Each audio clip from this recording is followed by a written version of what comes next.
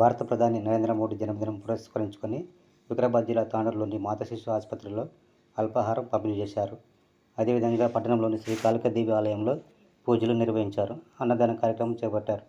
తెలంగాణ విమోచన దినం సందర్భంగా నెహ్రూగంజ్లో జాతీయ జెండాని ఆవిష్కరించారు.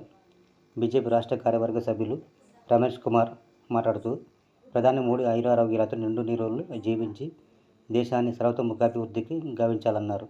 భారతదేశాన్ని ప్రపంచంలోనే విశ్వగురువుగా నిలపాలని ఆకాంక్షించారు.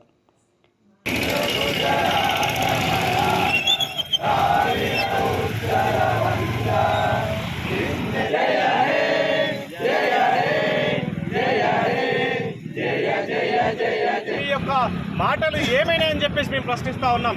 ఎట్టి పరిస్థితుల్లో కూడా రేపు భారతీయ జనతా పార్టీ అధికారంలోకి వచ్చిన వెంబడే ఈ ప్రాంతాల్లో ఖచ్చితంగా తెలంగాణ విమోచన దినోత్సవాన్ని అధికారికంగా అంగరంగ వైభవంగా స్వతంత్ర వేడుకలు